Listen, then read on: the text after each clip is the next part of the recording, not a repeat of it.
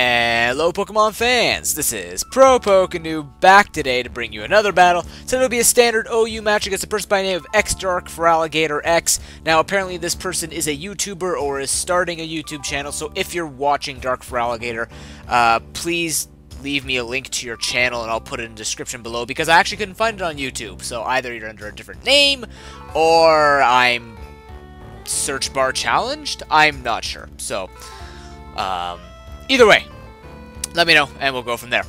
This is a team that I built around the Registeel and Cresselia core that I ran last gen, or was it the beginning of this gen?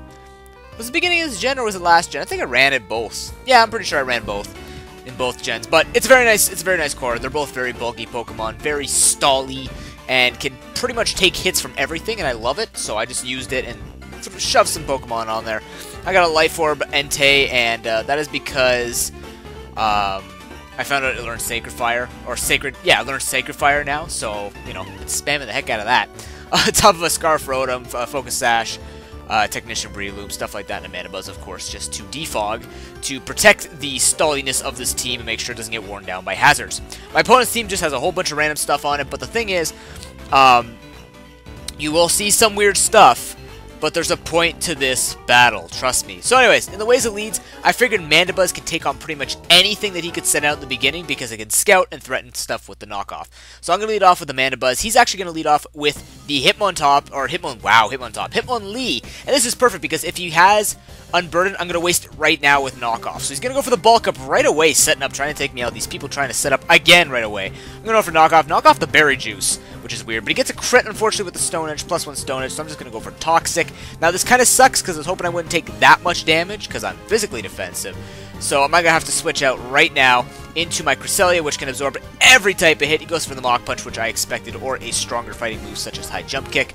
But he is getting worn down by Toxic, and his Unburden has been wasted, so he is going to switch out. Perfectly managed Hitmonlee. Excellent situation. He goes into his Shuckle. I go for the T-Wage, which is unfortunate because I'd rather Toxic this thing, but at the same time, Mandibuzz is weak. Speaking of which, I'm going to send in before Rocks, because I know Rocks are coming.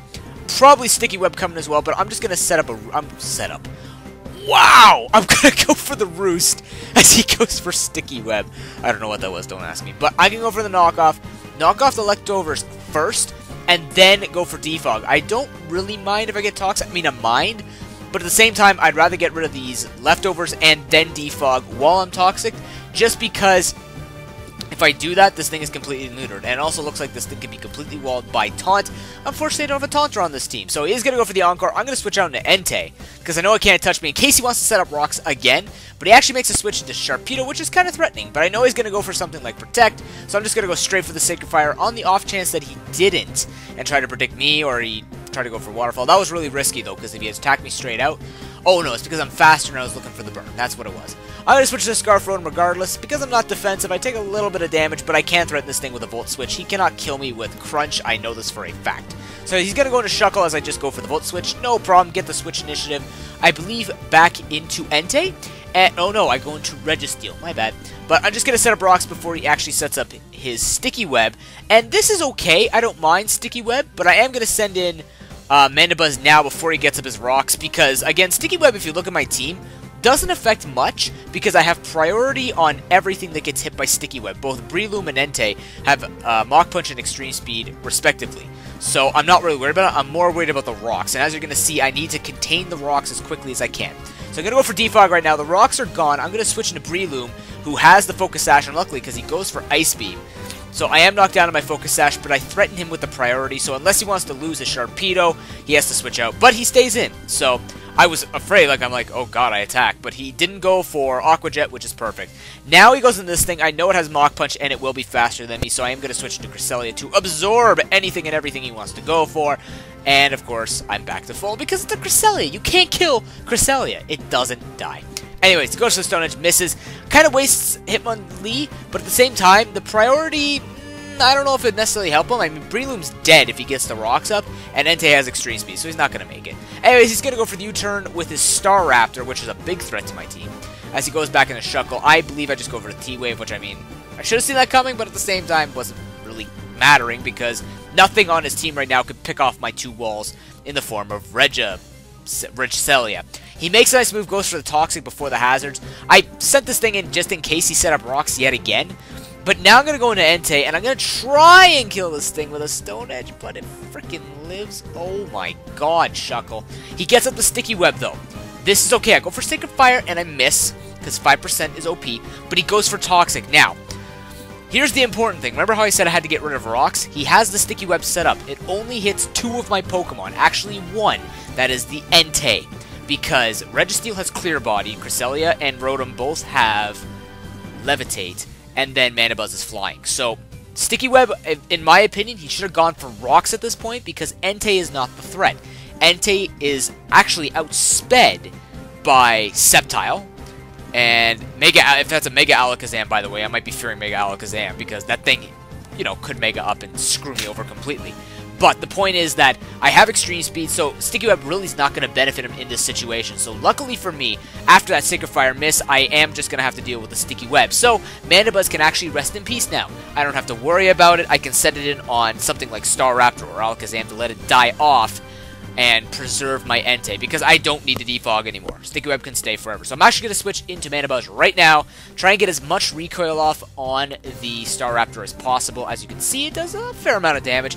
I am going to get him down to about a third after 2 Brave Birds, and I'm thinking because I'm defensive that is banded, so it is kind of hurting. So I'm going to have to deal with that in some way, but now I'm going to go to Scarf Rotom because I know I will outspeed, which this kind of confirms that he's banded as well, but Brave Bird's not going to do jack all. So I'm just going to go for the Volt Switch yet again, get more Switch priority. And I'm going to go into the Registeel because he can't touch me. And as you will see, this Earthquake does absolutely nothing. And this is a specially defensive Registeel, ladies and gentlemen. I'm going to go for the T-Wave on the off chance that this thing has a burden as well. But as you will see, I don't really see anything much of... Oh no, it's Life Orb. What am I saying? Life Orb. See? Recoil. Got it. So I'm just going to go for Seismic Toss, get as much damage as possible off. As mixed Sceptile, I'm not against. It's just the fact that you can't kill a Registeel no matter what you do. Now, here is interesting, because he goes for the Endeavor, which was a good move, actually, that I never thought about, but it was a good thing I switched to Cresselia, because at this point, Registeel will take more hits from his team than anything else, because I do want to keep the Paralysis safe and stuff like that. So, Endeavor definitely would have caught me off guard. Actually, would I have kept? No, I think Staraptor threatens Cresselia more than Registeel, so keeping Registeel healthy was a good move. Anyways, gonna go to Staraptor. Just take me out with a Brave Bird. Now, ladies and gentlemen, we've come to a very interesting part of the battle. I'm gonna send in Registeel. Now, this is important because he has 2 very threatening Pokemon, both of which can take out my team. Because if you'd like to see here, ladies and gentlemen, Rotom is at... Hello? Oh, there we go. Entei's at 62%. Rotom is at, must be full health because it's not showing up. Let's see. Yeah, it's not showing up, so it must be full health. Actually, no, because this is the active. You stupid bugs. Anyways, no, Rotom's been hurt. He's down to about 2/3. So, here's the situation. He has a Staraptor and potentially a Mega Alakazam that he's been saving, which scares the living hell out of me. So what I have to think about now is, who do I want to paralyze? But it's not based on me, it's based on my opponent. So ladies and gentlemen, let us for a moment turn to the School of Noob. Ladies and gentlemen, welcome to the School of Noob. Class is in session. Here's a little design of basically what the situation is right now in the battle. So, I'm in the bottom, he's on top there. Now, there's 2 situations that he can put himself through, because no matter what, if he is banded, which I'm assuming he is, a banded Staraptor based on the damage, he'll either have to stay in, and that is situation number 1. He stays in, does a little bit of damage to Registeel, where I paralyze him and then go for a Seismic Toss and either kill him off, or he can switch into something like Alakazam and do stuff like that. He could just keep nailing me with the Staraptor until Alakazam can come in, potentially Mega up, and threaten my entire team. Because if that thing can come in and be at full health, it could wreck my entire team. I don't think a Scarf Rotom Wash or an Entei can take hits from a Mega Alakazam. However, there is the fact that I do have Extreme Speed on Entei, which is Life Orb, and on the top, the fact that we have a Scarf Rotom, so I should still be able to outspeed, I think. I'll have to put an annotation, but I'll check to see if I can outspeed a Mega Alakazam with max speed and a positive nature for speed. Situation 2 is that he actually switches in his Alakazam. And this, I think, would be the bad situation, because this is his more safe sweeper. Staraptor can lock itself into close combat, but the problem is because I have a Scarf Rotom, this would not make any sense. So situation 1 seems to be the much better situation. Now, this is all dependent on if this is a Mega Alakazam. If this is a Focus Sash Alakazam, this could be even more threatening, because if I don't get any damage off on it, he does have the potential to kill me if I don't do enough damage. For all you know, this guy could be running max defense. I highly doubt it, but then he'd lose the speed. No, he can't be running max defense. Why would I even suggest that? Because people are weird. This guy could be a famous YouTuber who runs max defense Alakazam, and we wouldn't know about it. But ladies and gentlemen, the world needs to know if it did happen. I am 99.9% sure, as much as Purell, that it is not max defense, but we cannot rule it out at this point. People can be geniuses at some points, and sometimes, and you can lose to them, and then you feel bad because you didn't see it coming. I think situation 1 is better, so let's go back to the battle for a quick second, and let's see how it pans out. So taking what we've learned from the School of Noob and applying it to the battle, it now depends on what Dark Feraligatr will do. Will he take situation number 1, get his Staraptor paralyzed, try to get as much damage off on the Registeel as possible to bring in Alakazam, potentially sweep my team if it lives, both a Scarfed hit from Rotom Wash as well as an Extreme Speed Entei, or will he send in his Alakazam to get paralyzed, which could definitely make the end for him if his Alakazam gets very unlucky and my Registeel gets really lucky hits off. Ladies and gentlemen, after I get hit by the Sticky Web, not really, he switches into his Alakazam. Now, if you notice the name that was next to him, no matter what, he's screwed, because Extreme Speed plus Scarf Rotom is basically going to finish off no matter what he keeps. So I end up going for the Shadow Claw, and this thing does not Mega Up, but as you can see, if he did stay in with Staraptor, if there's any consolation, he would have killed Registeel and would have forced me to use Entei and Rotom Wash in conjunction to try and take out both his Pokemon. So I'm going to go for a Shadow Claw here. He's going to have Star Scraper in, but not a big deal because Staraptor cannot sweep my entire team. I threaten him. He does go for the close combat, which is going to put him in a good position.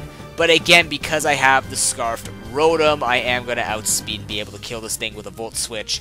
And then his last Pokemon is the Alakazam, so it didn't really matter what situation he went in. I just felt really proud of my artistic talents and being able to paste pictures together. But it looked cool if there's any consolation to it. But anyways, I am forced into my Entei, and I can just go for the Iron Head. Actually outspeed this thing because he is paralyzed, so I don't even need to go for the Extreme Speed. And that'll be the end of the game. That was an excellent match. Dark Feraligatr. Comment, rate, and subscribe, everyone. I hope you enjoyed this battle.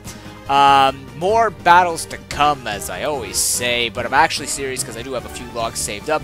As well, please stay tuned for an analysis of Pokebattle, because I have received the beta for it, so I will be doing a review on that within the next few days. And yeah, stay tuned for that because it's going to be pretty cool. I'm just going to show you guys around what's going on and explain the system, and we'll have a lot of fun with that. But thank you so much for watching, guys, and I'll see you next time. Until then, have an excellent day, and peace.